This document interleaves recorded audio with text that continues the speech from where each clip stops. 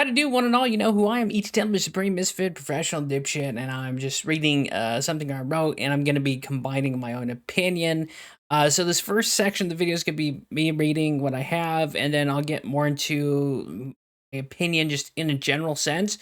So of course, we are talking about Project Blue Book, Suppression, Disclosure, and the Psy-OP. So um, yeah, and then I'll get into it later. So, Project Blue Book, for those of you who don't know, was the U.S. Air Force's official investigation into unidentified flying objects, led up by Stephen Allen Hynek, I think. And I still think he's a hero. I think he was threatened to be the skeptic guy that struck down, all these UFO stories and witness. And I don't think he was actually as a government stoolie as we think. I think later on he became the sympathetic character to ufology, just in general, and he became, I think, a pretty cool guy. So I'm not going to crap on Stephen Allen Hynek, but here we go. Running from March 1952 until its termination on December 17th, 1969, it succeeded earlier efforts like Project Sign, Project Grunge. Headquartered at Wright-Patterson Air Force Base, it collected and analyzed 12,618 UFO reports, including the ones from the public, military, and government sources. Of these were explained as misidentifications of natural phenomena, clouds, stars, and planets, aircraft, balloons, or other conventional objects. 701 remained unidentified. The program's stated goals were to assess whether UFOs posed a national security threat, e.g. Soviet technology or espionage, and to conduct scientific analysis.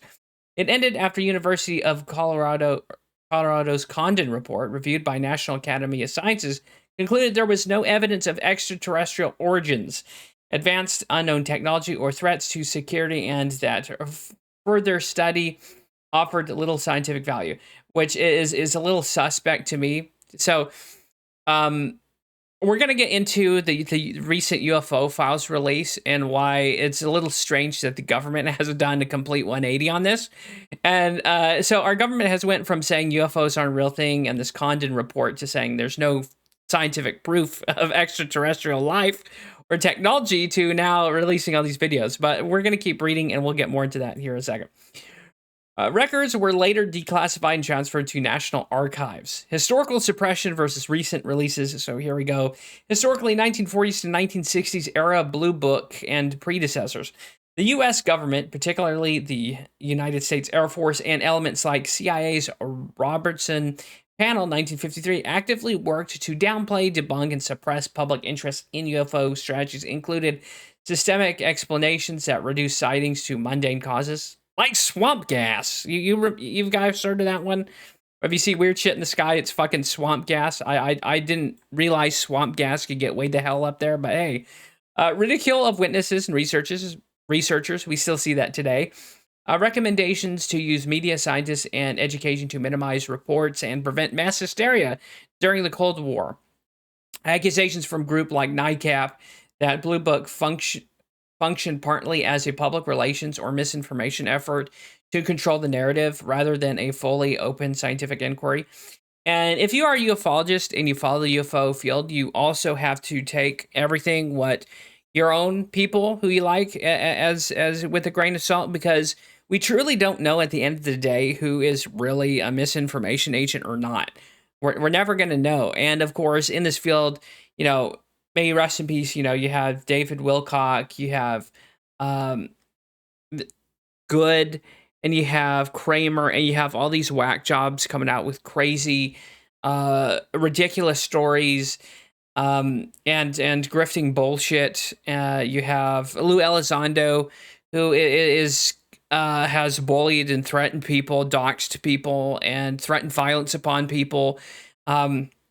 So we have to also approach pro UFO and pro disclosure people with a bit of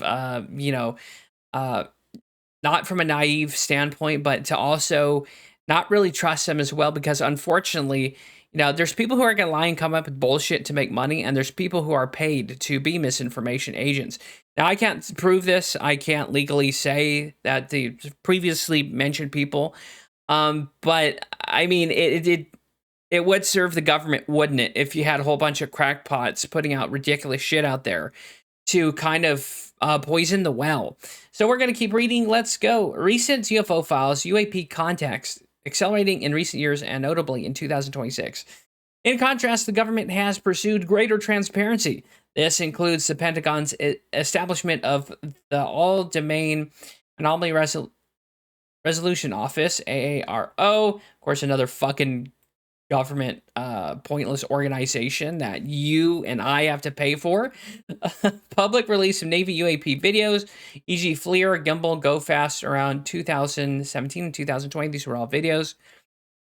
You've probably seen them. Congressional hearings and whistleblower testimonies, most dramatically in May 2026. Following a directive associated with President Trump, the Department of Defense began rolling the release of declassified UAP UFO files via a dedicated system pursued on a government website, including historical documents, photos, videos, and reports from agencies like the FBI, NASA, and others. These span decades. These span decades, with some unresolved cases alongside many explained as birds, balloons, sensor artifacts, or conventional aircraft. Earlier AARO reports have similarly emphasized regions analysis, often attributing anomalies to prosaic causes, which acknowledging some remain unexplained. Is the current release more than likely a psyop? The stark shift from active debunking suppression to apparent openness and rolling declassification fuels legitimate skepticism and psyop theories. Historically, intelligence agencies have used UFOs in disinformation campaigns, e.g., disclosure cases of feeding false narratives to researchers, or using the topic to mask secret projects such as detailed in the books, like Mirage Men. Critics argue that modern disclosure process could serve similar ends: controlled release of information to manage public perception, distract from terrestrial issues like Jeffrey Epstein and other stuff, Iran that's going on, legitimize budget for advanced tech censor programs, or slowly acclimate the public to certain revelations without full accountability. Arguments supporting a psyop. Interpretation include many releases still involve redactions, incremental drips, rather than full archives and resolutions that deflate extraordinary claims. The topic's history of intelligence interests, including potential reverse engineering programs, or cover for black projects, which more than likely, I think there's other ufologists who claim that most of the weird shit we see in the sky are experimental aircraft and that are actually man-made or reverse engineered. I'll leave that up to you to decide. It could be very well the case, either or. Patterns where leaks and official interest spike amid broader distrust or geopolitical tensions. However, alternative explanations exist without requiring a grand conspiracy. Improved sensor technology, military pilot reports, and public leak pressure post 2017 have made the old deny and debunk approach unsustainable. AARO and similar efforts reflect a post-Cold War shift toward data-driven analysis of potential threats, drones, foreign adversaries, or genuine anomalies, rather than a blanket dismissal. No conclusive public evidence has emerged of extraterrestrial craft, biologics, or recovered technology. Despite the files, most data points point to explainable and ambiguous phenomena. I'll leave that up to you to decide as well. I'm not here to tell you how to think. I'm just giving what I have here and my additional opinions after we're done reading. In truth-seeking terms, the contrast highlights involving government priorities and better documentation, but healthy skepticism of official narratives is warranted, and even skepticism of people within our own camps of the ufology and disclosure group. Given past secrecy, extraordinary claims, e.g. non-human intelligence, still require extraordinary evidence, which the released files have not yet provided. The Psy-OP label fits some historical tactics and remains a plausible lens for parts of the current process, but is not definitively proven as the overarching driver. More data and independent verification will be key. The phenomena itself credible and anonymous and Anomalous reports, excuse me, my brain refused to work there, merits a serious study regardless of government framing. And again, it's not just the government. There's plenty of charlatans and hoaxers within the UFO community and UFO disclosure. And I'm not going to exactly get into tearing these people down, because that's not my job. And as insane as crazy as some of these people who I think their stories are more than likely bullshit. I mean, that's their experience to explain, isn't it? It's not my job to police this field, but what I can say and will say is that there's people who are utilizing this for financial gain, for attention, and just self enrichment. It's the same thing with televangelism, right? You have people like Kenneth Copeland.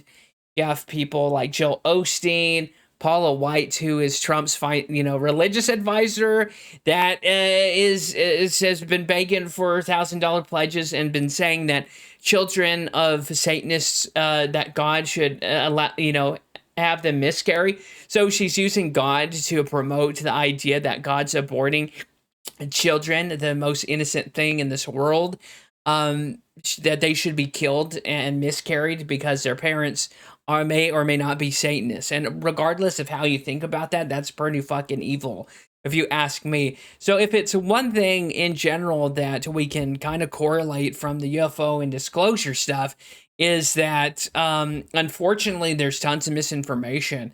And even if there was, an alien that came down and like rubbed their breasts in our face like sexy aliens, people wouldn't believe it. And, we do, and I'll end with this: the truth is stranger than fiction, right?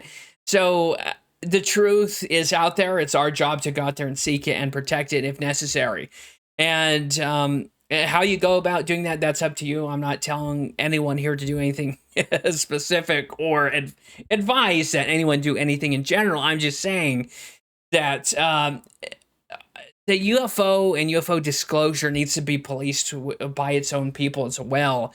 Again, that's not my job, and I'm not going to tell if it's someone else's job. But generally, I think that's what brings people to the UFO field and disclosure in general, right? Because it's a big fucking question mark. Regardless if you believe aliens exist or not, regardless if you're a total skeptic, it is a big question mark, and it needs to be answered by the government. But we all know the government doesn't admit to shit.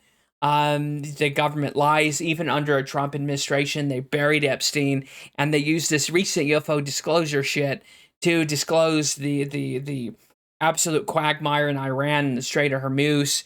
They're using it to distract from Trump, getting a pardon from the IRS of billions of dollars, and to distract us from the fact that he and his family are insider trading with the Strait of Hormuz, with the price of oil, shorting stocks, and buying oil. I think Barron Trump, it's alleged that he bought $20 million worth of oil and turned that into $90 million of profit in total. So regardless of how you look at it, the UFO disclosure and UFO stuff is a convenient distraction for anyone to use to distract the public or to scare the public into a way of thinking.